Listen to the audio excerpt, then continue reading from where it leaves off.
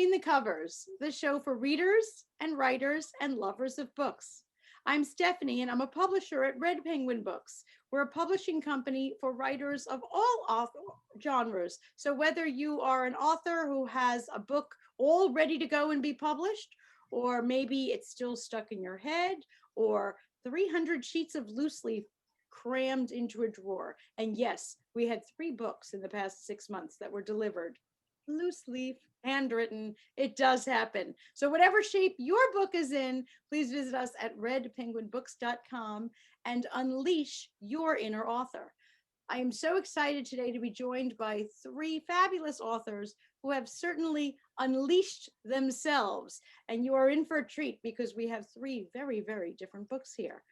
Danielle Meggoe wrote The Female Minority Report, which is a look at what the world is like for being a minority woman in corporate America today. I can't imagine easy. The words corporate America kind of always send a chill up my spine. And if we add minority woman, I can just imagine. I see her smiling, so I know I'm right. Jasmine Tritten wrote On the Nile with a Dancing Dane, and this is about her love for dance and Egyptian culture, and you will be delighted to meet Jasmine. And Greg Fields wrote Through the Waters and the Wild. I definitely want to hear all about this story of a young man caught in the crossfires of the Irish Civil War. As a person with Irish roots, I definitely want to hear all about that. But let's welcome our first guest, Danielle Meggoe of the Female Minority Report. Thank you so much for joining us. Well, thank you so much for having me. Oh, I am thrilled to have you here. And tell me, before we get to your book, a little bit about you. Oh my goodness, I'm just like the trick of all trades. You know, growing up, I loved reading. Never thought that I would one day write a book myself. I went to school multiple times, got multiple degrees, went into corporate America, did the thing that your parents want you to do. And, as a result, I said, it's time for me to tell my story. I do have a lot of hobbies. I like to ride bikes, I like to swim, I like to travel, of course, but COVID's going on, so I can't do much of that. So I just resort back to a book and just travel in my mind.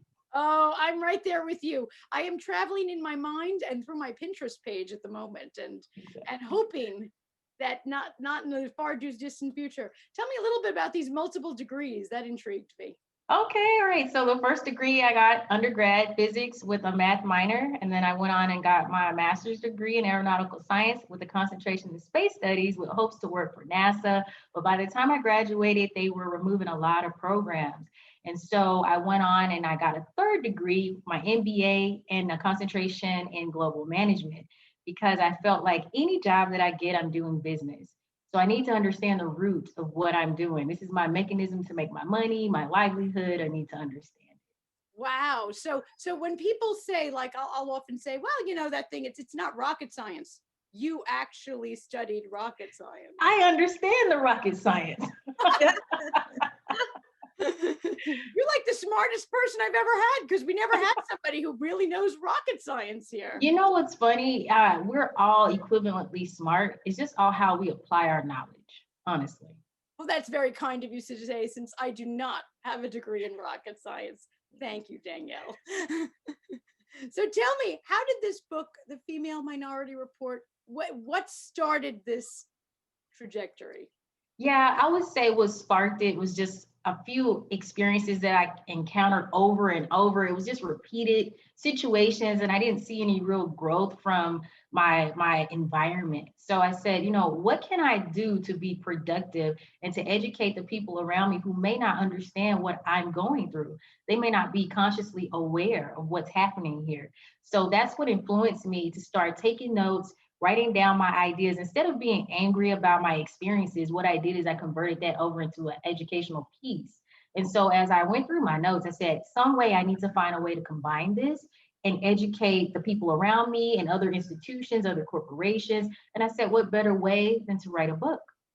And so what I did is I made a realistic situation and I formulated it into something that is funny, but something that should be intuitive and also adds to your emotional intelligence, which I think is, in today's society, a lot of us lack that because we're on this go to go, right?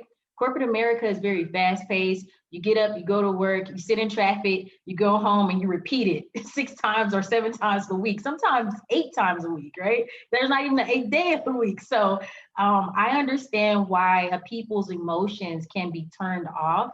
But my purpose was to, when people read this book, is to make you think and make you question yourself. Have I done these things? Am I thinking about a person in a different light just because they're different from me? Because they look different from me? Because they believe in different things than I do? And so that was the whole purpose and premise behind actually writing Female Minority Report. I think that's fabulous. And I read recently that, and you alluded to this, it was not about being angry. It was about trying to help people understand. And that's actually the opposite of angry. The fact that you are reaching out to say, hey, I want us to make this relationship work. I want you to understand what I am seeing that you are not. That's actually a positive, affirming stance, as opposed to anger. And I mean, you could have just said, I'm done. I'm done. I'm pretty sure many days I did, but the reality is you can't fight fire with fire. I mean, a lot of times, like I said, a lot of people are doing things unconsciously. They're seriously not aware that they're coming off a certain way, or maybe made you feel different, or maybe offended you. They honestly don't. I always say this saying, you don't know what you don't know. So what better way than to put it in a book, allow this person to read it and to actually self-evaluate and moving forward, before they say or do anything offensive, they can ask themselves some of the questions that I asked you guys in this book. Right, fantastic. Now tell me a little bit about life since the book, both on a personal level, like people who are saying, oh, thank you for writing that down so that people get it, but also on a larger level. Have you gotten to speak? You're obviously sharing your message. I want to hear all about that impact. Actually, it took off pretty fast, honestly. There was a African diaspora news channel who picked it up right away. And so before I knew it, I'm in front of like 1.5 million people on a digital platform explaining what my book is about. And I was stiff as a cardboard because first of all, I had never spoken in front of that many people, whether it's digital or in person. And secondly, I wasn't quite sure what I could say versus what I could not say. So I was very timid. I wasn't myself, I wasn't moving around like I am on your show. It's just like, yes, no. But I'll tell you, it's been a ride, and I really look forward to things getting back to normal, because I know just more and more opportunities like that will present itself. And I think that this book will be very, very good for teaching corporate America how to restructure itself and put a little bit more, I guess, people skills more forefront in corporate America. I think that's fabulous. And I love what you're talking about with, I mentioned to authors I work with, choose wisely when you choose your publication date, because it really is the first day of the rest of your life. And, things take off in a way that you don't realize. Even, your phone is ringing and people are coming out of the woodwork, and you are getting to speak to huge groups of people. That's fantastic. Thank you. That's great that the book has had the impact you want. You mentioned after this is over that you're seeing this will, be much more helpful. I guess once we're back together, because we have a weird dynamic now that everyone's kind of separated. Yeah, absolutely. So to go speak back on when you said something about the release date, your release date of the book, I actually released it on September 26th, which was the date that my grandfather passed away a few years back. So it was very special for me, and it was very significant. So I was like saying to myself, I don't know what day to release. I finished it in August on my birthday, actually. So that was 2 milestones right there. And it means so much. And you're absolutely right. When I started out, I said to myself, I want to get a publicist or somebody to help me with marketing. I eventually just did everything myself. It was free. I could do it at my own pace. And, with COVID, I didn't have really much pressure, and it was so much easier to get the content out. Whether it was YouTube, Facebook, Instagram, emailing people who actually have the time to read your emails, right? So, because that's kind of what happened with me. And I'm just grateful, and Yeah, when I say normal, I mean I want us to get back together. I want to be able to travel and go speak in front of large crowds because I've done it before several times now virtually. And I'll just pretend that you guys are inside of a digital box and I won't be afraid. Great. So tell me, when this is all over, where's the first trip to? Where are you going? Honestly, Maldives, I really want to go there. And I'm pretty sure the flights are going to be super cheap because they need the money. So You, that's thank where I want to go. you. Good for you, the Maldives. Well, speaking of travel, our next author is writing about not necessarily her travels, but where she grew up.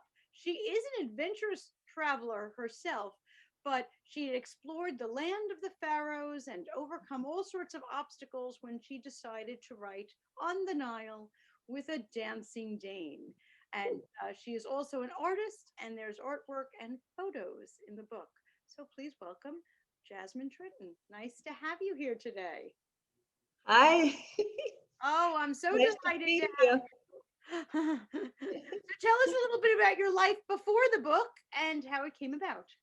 Okay, I'm from Denmark and I grew up during the Nazi occupation. Yes, a long time ago. And I left my country when I was 21, came to California. And I did write another memoir called The Journey of an Adventuresome Dame about my life, while why I left Denmark and how and so on.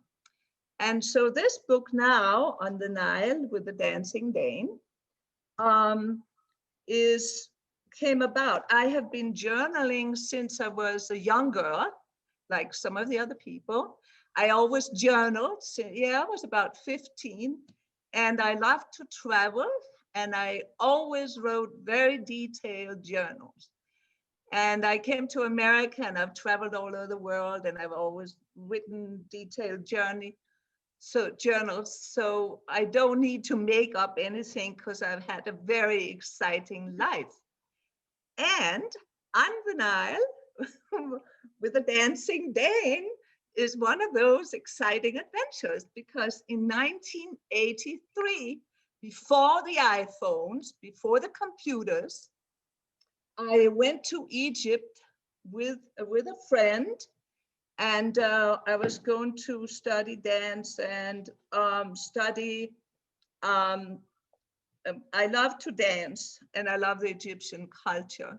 So I wanted to go there. I was a belly dancer out in California. And so I wanted to get inspiration. And there was a teacher out there. It was during the belly dance craze in California in the 80s. And I was a teacher and I was a performer. So I went to Egypt and I had a lot of very exciting adventures. And so I was exploring the land of the pharaohs. And so my book is filled with mystery and surprises and my artwork. And I took some old photographs with this little plastic camera, but they're in the book. And I overcome a lot of challenges. And my favorite line in the book is, underneath the black and gold glittery outfit danced a blonde, blue-eyed Danish Viking woman with a Middle Eastern soul. And that was me, because I would gallop out in the desert between the pyramids, and I danced on the boat on the Nile, Oh, and which was fulfilling a dream for a belly dancer at the time. And so this book is just full of a lot of excitement and mystery. And the biggest compliment I think I got from one of the reviewers on Amazon was that she felt like she was with me in my backpack, experiencing everything that I experienced. And I thought that was the greatest compliment, because I say that um, this book came out in August, like Danielle's, about the same time as Danielle's. And I read it was during the pandemic, and I said, "Oh, reading my book is a cheap and inexpensive way of traveling to Egypt. So that was sort of my line. Oh, I think that's fabulous. And like you said, what a compliment from someone for them to say that. I always say when people are writing books that if just one person is touched, if just one person sees themselves in your book or sees something new about themselves and they are impacted, you're a success. That you are a Exactly. successful And that was author. And that was exactly it when she wrote that, because that's what I was trying to accomplish, was to showing and not telling my story. Because the book came about from I went to a critique group, and I remember I was sharing one of the stories from Egypt. And then the leader of the group, she said to me, you know, I really wish you wouldn't just tell me about it. I want you to take me on a trip to Egypt. And it sparked my mind. And that's why I wrote the book. It triggered it. And I wrote the book from all my journal memoirs. It took me I started about a year ago. And then because of the pandemic, I just sat there and I was writing every day, all the time. Oh, that's just So fantastic. that's the story. And people are living their travel dreams vicariously through your book right now because Yeah, we're stuck at home. yes. And then I have a lot of historical information in it because I was really studying it very carefully when I was there. So there's also a lot of historical information. Wonderful. Now, you mentioned that you have had many, many adventures in your life. So, I don't know how things are. You're in New Mexico right now. At least here in New York, we're still kind of in our houses. So, We're if stuck this, in our houses, but I'm stuck in our paradise here. We live in our paradise. We have this fabulous view of the mountains outside, right behind you on the screen. I see the mountains and they're covered with snow. And so Jim, my husband and I, we're both writers, and we live so we can sit and write. And I'm an artist and a writer. So it's okay with us to be hunkered up in our houses. great attitude. Now, I was wondering, since you're hunkered up and you've had a life full of adventures, is there going to be another book? And which adventure are you going to pick this time? Yeah, I accidentally I had made some drawings. I was also in Greece for a period of time, and I made some little ink drawings like I did in this book here. And I put them accidentally up on Facebook, and then everybody said, oh, when are you gonna run a Dane in Greece? So another book, And so the universe is trying to push me. I didn't really want to write about Greece, but I've already written one story. And, I write a lot of short stories for anthologies and so on also. Fantastic. So I probably will start on that. Okay, we're going to have to keep an eye out. And at some point, you'll be allowed to travel and have even more adventures. And that's the hope. Yeah, that'd be good. Our next author, Greg, wrote Through the Waters and the Wild. Haunted by lost loves and limping through a lifeless career, Connor Finnegan's discontent mirrors the restlessness of his grandfather Liam. Caught as a young man in the crossfires of the Irish Civil War. Drawing from Liam's wisdom and courage, Connor seeks to reinvent his character and reclaim passions made numb by neglect and loss. Welcome, author Greg Field. Thank you. It's very great to talk to you all tonight. Oh, I'm so delighted to have you with us today. Thank you so much. And I am super excited because while our audience cannot see that bit that I just read for you, for them, that is your book description, you're writing about a young man named Connor, and you spelled it Conor, which is the way my son we spell his name. So thank you for. Well, as far as I'm concerned, that is the preferred spelling. And absolutely. the lyricism of the name. I agree. And I see, I love your book just because you knew how to spell Connor. Well, there you go. The book is my second novel, and my first novel, which was published in 2017. Connor Finnegan was a character in that novel. At the end of it, there was no conclusion. And I felt that there was more to his story. He opens through the waters in the wild, very dispirited, very discontent.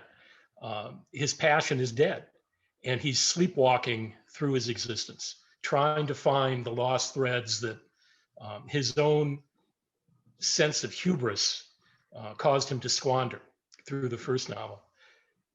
This novel can stand alone because what I thought was important was tying it into a generational tale, introducing his grandfather. His grandfather had a small role in the first novel, but really focusing on his grandfather's similar discontent and what his grandfather was able to do in response to that, which was an act of courage, an act of desperation. Connor recounts his grandfather's story by remembering their conversations and by the letters that his grandfather wrote him. And in the process, tries to discover his own sense of purpose and rekindle the passions that he had lost. It was a joy to write. And again, it deals with what I think are the central questions we all have to ask ourselves. Where do I go now? What shall I do? And as long as we keep asking those questions, we have movement, we have a purpose, we have a chance at passion. When we stop asking those questions, we become like Connor. And so it was up to Connor Finnegan to rekindle the impetus to ask himself those questions and to push himself forward in a way that had meaning for his character and for his soul. Beautiful. Oh my goodness. Even for novelists, they say, write what you know. And certainly Jasmine was writing a memoir, and Danielle, a nonfiction reflection on what she knows. Even in this novel, or both novels, tell us a little bit about who you are came in. Well, I once gave a talk at a writers' conference, and the topic was there's no such thing as fiction. And I don't believe that there is fiction. I think as writers, and certainly Danielle and Jasmine have done this so well, they've absorbed their own experiences and translated it into a meaningful theme that they've been able to share. Similarly with fiction, we observe things, we experience things, we absorb things. We all go through periods of our lives, I think. There are peaks and valleys. And one of the critical questions, I think, is what you do when you're in the valley. Do you have the confidence, the conviction that the natural cycles will take you back to a better place? I wrote the first book as a catharsis. It was just opening up a vein and bleeding it onto the page. The second book was much more structured, much more focused. The first book was 648 pages. And my publisher said, "Don't you ever do that to me again." And it remains the longest novel my publisher ever published. And he said, "You can come back with the second book, but it's going to be much shorter." So it forced me to focus. It forced me really to hone the themes that I think are most important. And again, I can't vary from those themes. Those are the questions I ask myself every morning when I wake up. But along the way, I've had such tremendous luck in writing both of these books, and I know that I've always thought I'd rather be lucky than good. I had an encounter with Pat Conroy while I was writing the first book, and Pat saw something in the first book that I did not have the courage to see for myself. And that first book would not have existed without that very accidental encounter with someone who inspired me every day when I was writing the thing. Without that, I don't know where I'd be. Oh, so insightful. I am so glad that you said that and can look at what went on and where it led in this book. Yeah. What are you thinking? We were talking about impact and reaching even just that one person. What do you want that one reader to come away with? I want that one reader to come away with a rekindled sense of passion, a sense that, I can't change the world, but I can change the world around me. And I can do it on my own terms without compromising the things that are most important to me and the essential quality of my character. I think uh, so many people are caught in a drift where we do compromise and where uh, we allow our environment, the events around us, our jobs to sweep us in directions we maybe don't want to go, but we go for the sake of expediency and convenience. And in the process, we lose a bit of ourselves. I want readers to focus back on who they are and to understand that every day has more possibilities than it does obligations. And so certainly uh, that would be one of the messages I hope to get to any reader sensitive enough to perceive it. Fabulous, fabulous. Tell me something. Does Connor have more adventures? Where does author Greg Fields go from here? I don't know. The third novel is in development right now. I'm writing scenes, and I'm trying to find a way to stitch it together. I can't leave Connor behind. He's going to at least make a cameo in the third novel, but what I want to do is kind of shift the dynamic a little bit and write outside characters that are comfortable to me. For example, I believe the third novel is going to focus on a female character whose experiences are very different than Connor and most of the characters around him, all of whom were born, with the exception of grandfather Liam, who was just a poor farmer on the south coast of Ireland. All of the other characters were born in a certain condition, a certain level of privilege. That's a narrow slice, and I'd like to expand the slice a little bit. Very nice. It certainly sounds from your description of both the first book and the second, and now even talking about working on the third, that you had a very different writing technique with each one. You described writing the first one as, opening a vein and just bleeding out on the page for over 600 pages. Mhm. Your third one, a group of scenes that you're trying to string together. So each one, have you approached differently? How did this second one get approached? Second one, well, the first one, I didn't know what I was doing. I had no idea how to write a novel other than to write stuff and then try to shape it as I went along. And I think that's how most writers start, and that's fine. That's fine. I would recommend not going 650 pages because I mean that's daunting. You're going to have a hard time getting that published. So the first one was cathartic. The second one was outlined. I outlined everything. I outlined every character. I could tell you their favorite color and what they had for dinner 2 weeks ago. Even though it doesn't enter into the story at all. But I wanted to know those characters, and I definitely wanted to know where the story was going, and then how the two narrative arcs would weave together.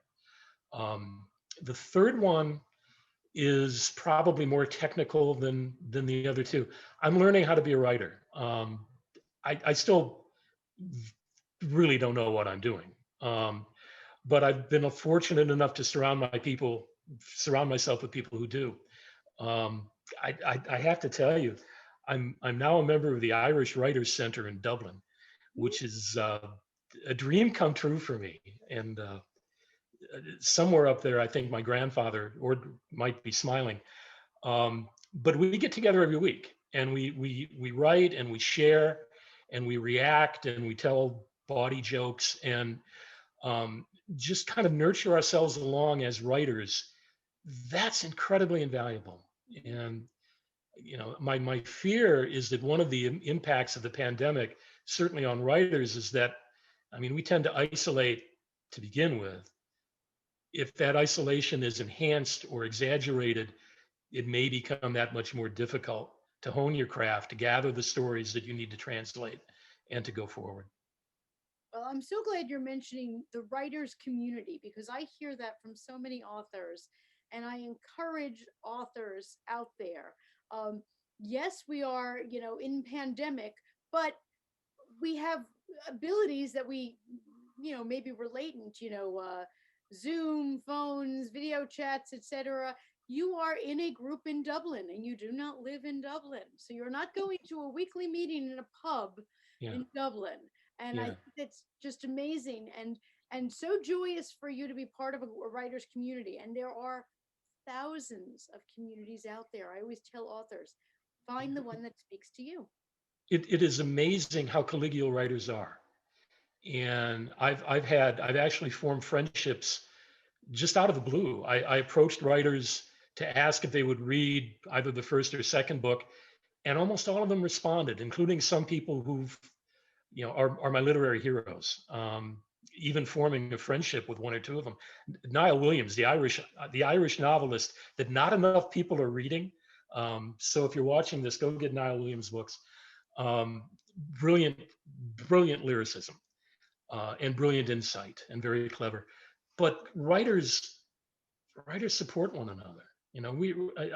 I think we're all a bunch of neurotics, and as a result, it's very easy to nurture other writers who are struggling with the same issues and questions and challenges you are. Right. No, I think that Yeah. that's fabulous. Jasmine, you are married to your writers community. Didn't you mention your husband is also a writer? Yes, my husband, he writes novels, and we belong to the Southwest Writers Wonderful. out here. And of course, we used to go to 2 meetings a month where we were with 100 people, other writers and authors, but now we can't do it. We do it on Zoom. Mm-hmm. And then I also belong to a critique group, a small critique group I have with 2 other women that also are writing memoirs. And it really is, we get together on Zoom every week. And, like Greg is saying, it's just invaluable with these groups on Zoom, sharing your work and reading your work aloud that to other people and, let them critique it. It's really good. Fantastic, fantastic. Danielle, have you been able to join forces with other writers? Oh yeah, so many different writers on Facebook. There's tons and tons of Facebook Yeah. groups with authors from all cultures, all genres, just all mixed in. So it's a fantastic experience. Like what a time to be alive, you know? Yeah, yeah, it really is. And like Greg was saying, that writers could get too much into just being alone, but through technology, we can be alone and yet be together, which is Yeah, wonderful. like Agreed. this show. This Yes, is nice. Exactly. yes, no, it's amazing where things have gone. That, and as I said, this technology existed before this all happened, but we really weren't taking advantage of it to this extent. Right. Very true. Things Yeah. that we are doing now. My mother mentioned to me that she used to be in a quilt group, and then she moved, an hour away. So, that was the end of her participation in that particular quilt group. Well, now because of this, the quilt group meets on Zoom, so she's back in the quilt group. Fantastic. So many things that and this was around before this, but we did not take advantage. So I think that Yeah. that's wonderful. And Greg, how did you come to be in this Dublin writers group? I'm loving this. Apparently they're lowering their standards, but Oh, it's a refereed group. I was afforded professional membership on the basis of my first book and the draft of my second book. well, And congratulations. the fact that half of the second book, half of Through the Waters, takes place in Ireland, and that the characters are just demonstrably Irish American, even the American characters. You write what you know. Yeah, you write what you know. Absolutely. Well, I'm so thrilled to have the three of you on because we have, a fiction writer, a memoirist, a nonfiction writer. We could really speak to all of those people who want to write. Now, Greg spoke about, how you're definitely a plotter, aren't you, Greg? When they kind of split the fiction writers into the flying by the seat of their pants. I don't know what my character's going to do next. And then we have Greg with charts and graphs and what did they eat for dinner 2 weeks ago? Yeah, it's not a method I would recommend. I mean, I could not have done it for the first novel, but the one thing that I've told other writers is, I mean, there's no right way to do it. Absolutely. And Mm-mm. and you are describing your method. Well, you might say I wouldn't recommend it. I am thrilled for you describing it because quite frankly, it's going to work for a lot of people out there, and you are giving them the carte blanche. I mean, I'm that OCD type A person that I'm saying, well, I could do that. That's right up my alley. So thank you. By describing it in that way, you are absolutely giving a green light to a lot of people. Good. Good. Fabulous. Danielle, how did you write yours? Were you figuring out every minutiae, or did I am so far from being meticulous, and you probably think contrary to all the degrees that I have, but I like to get straight to the point. I'm a very blunt person in real life.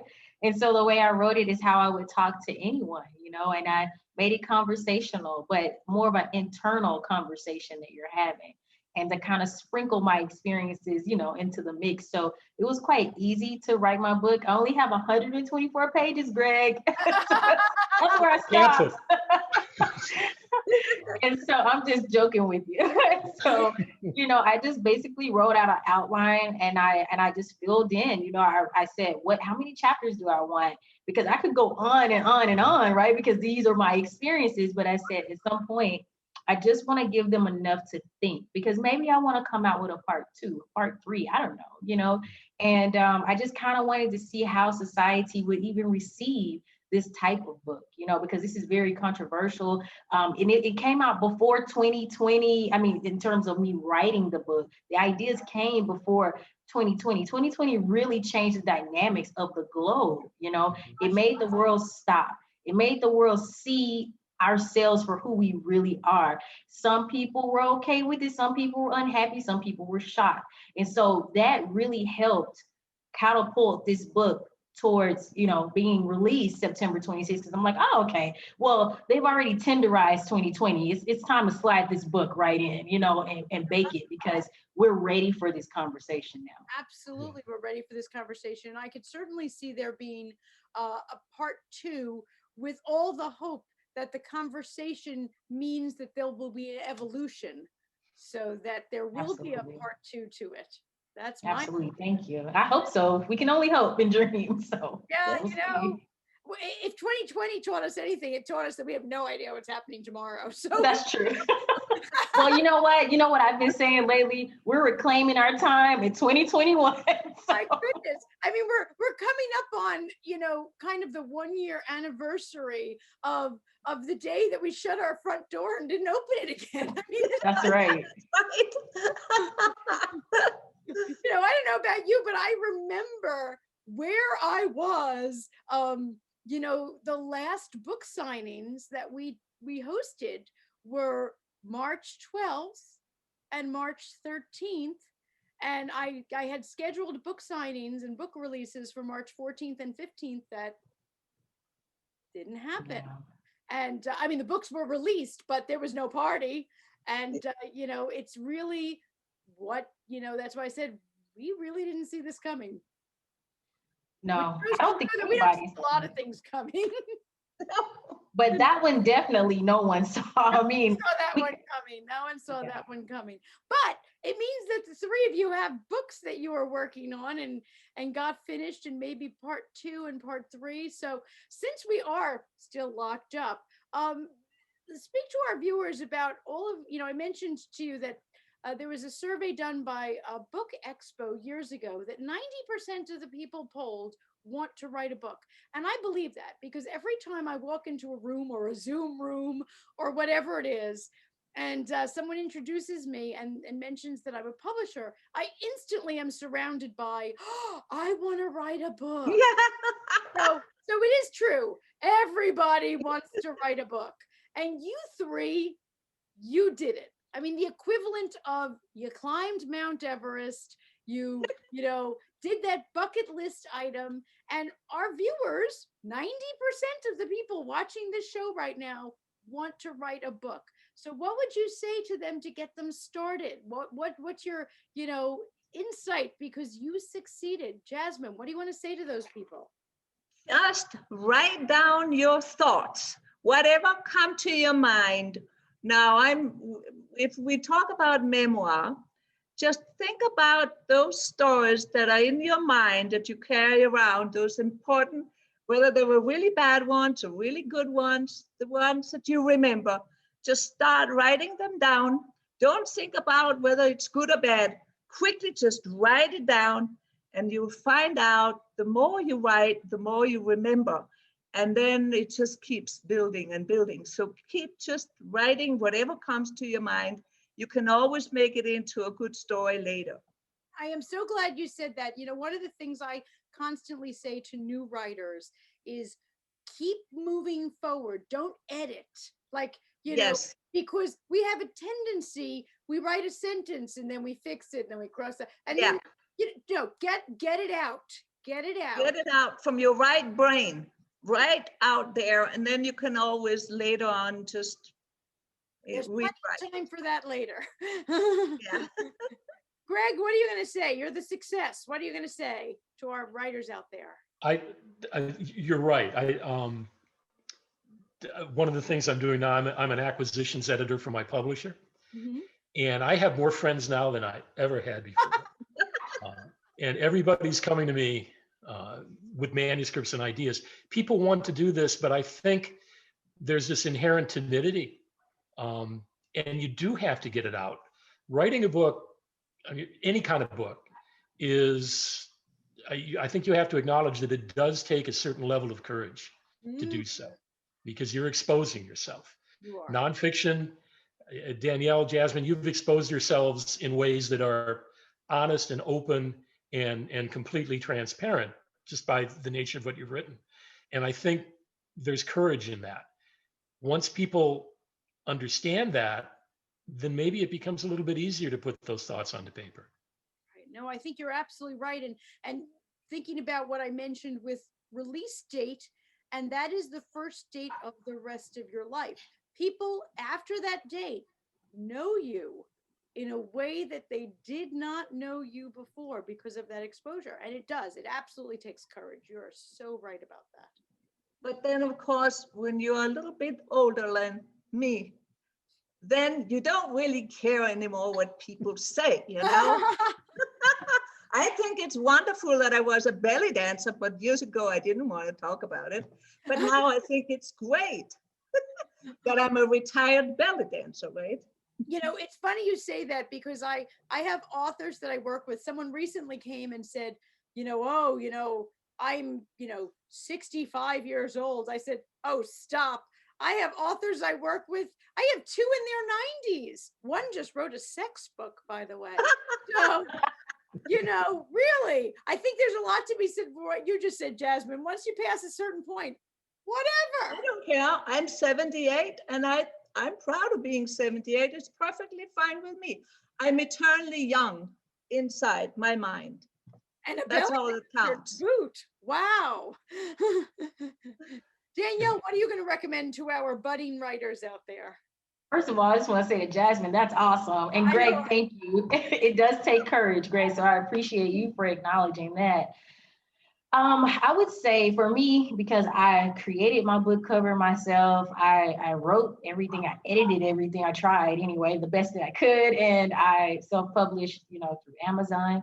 I would say for people who get anxious or, a little intimidated by trying to even think about writing and then publishing, I would say research, of course, research what it is that you're trying to do. make sure that you have all your resources gathered. You kind of have an idea of how you want your book cover to look. You need to design a budget for that if you're planning to have someone else do it, or you can figure it out on your own. I personally use something called Canva. It's an app that you can download on your cell phone, and I use images and modify them and make them artistic enough to consider it as a book cover, at least to my liking. So I asked a couple of friends and family members what they thought of it and moved forward. In terms of my book content itself, like I said, I created an outline. I went in, I filled it in. I didn't do my editing until I would say within the last 2 weeks before I was even thinking about publishing the book.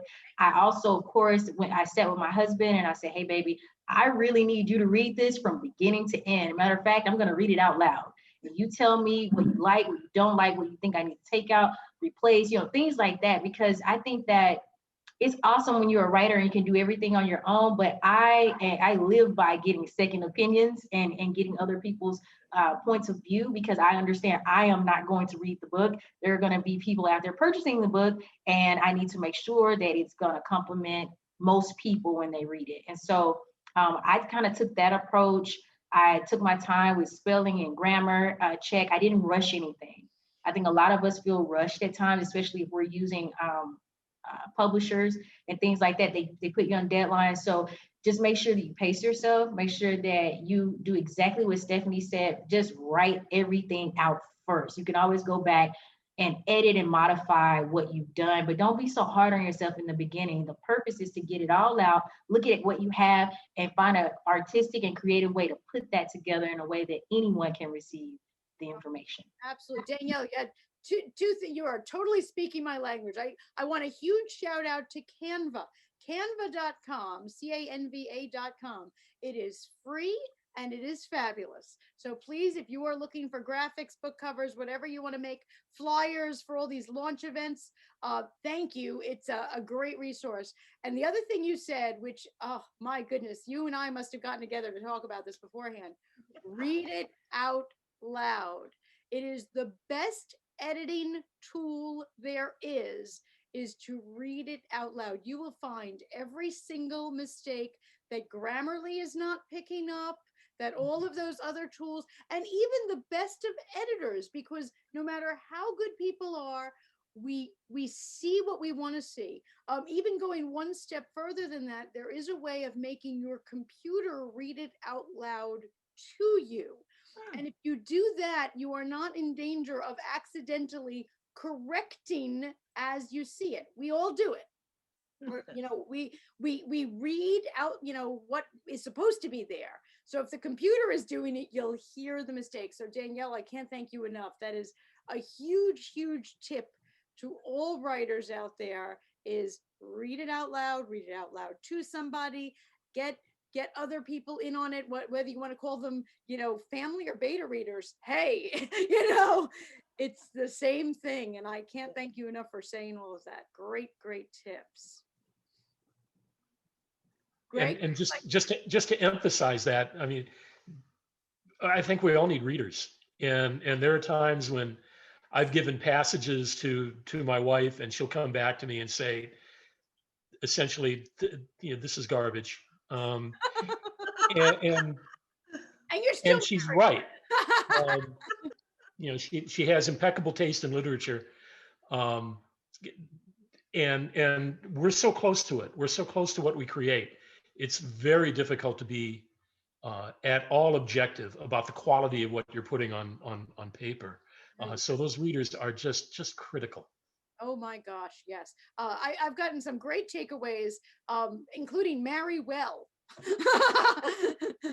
and someone who has good taste in literature is really good.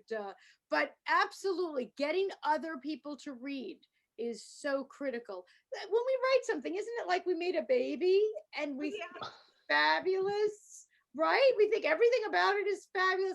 We need those outside people, and those outside people who have the guts to tell you that it's not so fabulous. Yeah. They're great. You don't need those people who say, oh, wow. Yeah. Everything is so good. No, that person, I mean, yeah, we need that person to pat our ego sometimes, but not for what we're talking about. So, Greg, wow, your wife is honest. Good for her. Yeah, there are times when I'm not quite so welcoming but that's part of the job description. I get Yeah. that. I get that. But I'm so glad to hear from all three of you that you have support as writers, because not everybody has that. And when they don't have that at home, those writers groups that we were talking about become even more critical. They're great for all of us, but really it takes a village in many ways. Yes, writers have a tendency to be solitary, but so much better to have readers, people who are editing, people you can bounce ideas off of. Also, I didn't mention that, certainly Stephen King says if you want to be a great writer, you have to read a lot. And that is the single biggest thing that you can do to improve your writing. So before we finish up, can each of you recommend to us and to our viewers, what are you reading and what would you recommend? Greg, you had a big smile on your face. Yeah, I just finished Nile Williams' latest book, This Is Happiness, which is absolutely marvelous. And to completely understand the beauty of the language and how it can soar and dance, pick up anything by Pat Conroy. All right. Good recommendations. Thank you. Danielle, are you a reader and what do you like? Yeah, well, I'm thinking of the author's name, and maybe I can pull it up really quickly. It's called A Wind in the Door, and it's kind of like a sci-fi book. Oh, actually, it pulled right up. I wanted to tell you guys the author. Her name is Madeleine L'Engle, L apostrophe Sure, absolutely. Gle. And it's called again, A Wind in the Door. And I really love this book. I mean, it's talking about mitochondria and this little boy that's sick. I mean, it's fantasy based, but it's so amazing. But that's the type of person I am. So that's what I'm currently reading. Yeah, Right no, now. she's a fabulous author too. Good choice. Absolutely.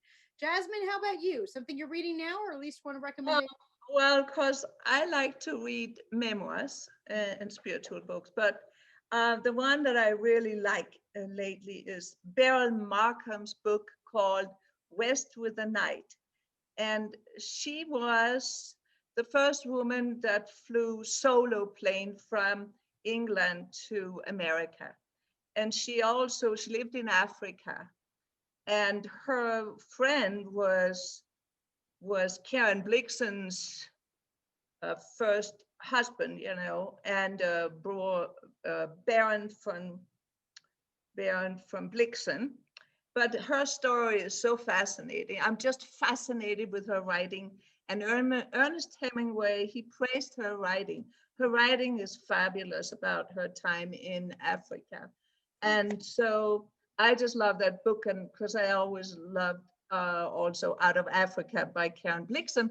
Karen Blixen is a fellow Dane, and she grew up just a little north of where I grew up. And I actually met Karen Blixen when I was a little girl in the train with my mother.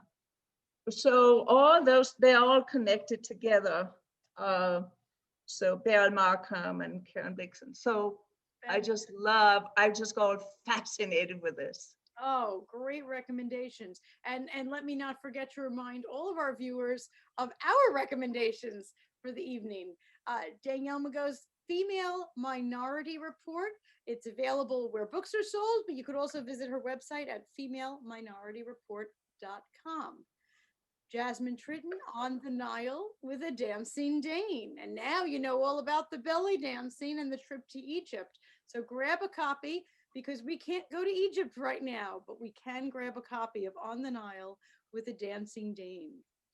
And Greg Field's Through the Waters and the Wild, a novel set in Ireland, and beautiful, beautiful. His second, you could read the first also. You could visit gregfields.net to find out all about the first book, the second, and we'll keep peeking back there to find out about the third. You three are fabulous. I can't thank you enough for joining me tonight. And what an inspiration to our viewers, to our writers out there, and some great stuff for them to read as well. Please promise me when your next book comes out, you'll join us back here on Between the Covers. Hey. Definitely. Thank Yes. you. Absolutely. Thank you. Thanks Thank you so much, Stephanie. Thanks for joining us on Between the Covers. I hope you enjoyed the show. If you're an author who would be interested in appearing on our show, or perhaps you're a member of a book club, we do host book clubs as well, please visit BetweenTheCoversTV.com. By the way, at BetweenTheCoversTV.com, you can watch past episodes in addition to learning more about our authors and guests. So sign up there if you would like to be a guest on the show yourself. And if you have some books that you would like to get written or published, visit redpenguinbooks.com. Thanks so much for joining us.